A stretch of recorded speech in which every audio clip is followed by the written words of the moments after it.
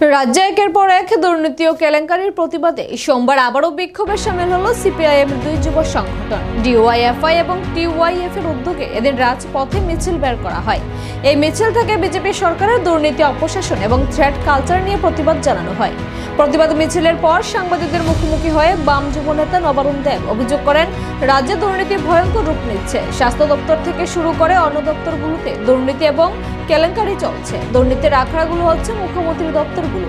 তিনি আরো বলেন, বিজেপি সরকারের অপশাসন, দুর্নীতি এবং থ্রেট কালচারের বিরুদ্ধে জনগণকে এগিয়ে আসার আহ্বান জানাচ্ছে। এদিকে বিক্ষোভে অংশ নেওয়া বিজেপি বিরোধী নেতা পলাশ ভৌমিক বলেন, বিজেপি শাসনকালে বিভিন্ন দপ্তরে দুর্নীতির ঘটনা প্রমাণিত হয়েছে। এই দুর্নীতি এবং থ্রেট কালচারের বিরুদ্ধে প্রতিবাদ ধ্বনিত করার জন্য আজকের মিছিল আয়োজিত হয়েছে। রাজ্যের পরিস্থিতি নিয়ে আরো আলোচনা করে তিনি বলেন, আজকের এই প্রতিবাদ মূলত জনগণকে সচেতন করার জন্য, যাতে তারা বিজেপি সরকারের অপশাসনের বিরুদ্ধে রুখে দাঁড়ায়। রাজ্য জুড়ে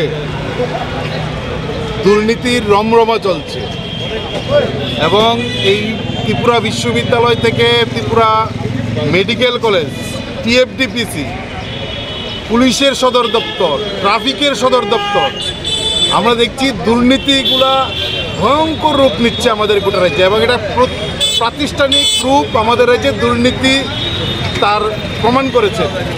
এবং তার থেকে আতঙ্কের বিষয় হচ্ছে দুর্নীতির মেইন আখড়াগুলো হচ্ছে আমাদের মাননীয় মুখ্যমন্ত্রীর দপ্তরগুলোতে।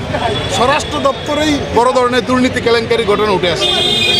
তার সঙ্গে এই দুর্নীতি, অপশাসন, জঙ্গলের রাজত্ব, নেশার বিরুদ্ধে মানুষ যেন কথা বলতে না পারে, প্রতিবাদ করতে না পারে, গোটা রাজ্যে শাসক দল খুদ বিজেপির নেতৃত্বে একটা থ্রেট কালচার কায়েম করেছেন গোটা রাজ্যে। একদিকে দুর্নীতি, অপশাসন আর অন্যদিকে হচ্ছে থ্রেট কালচার।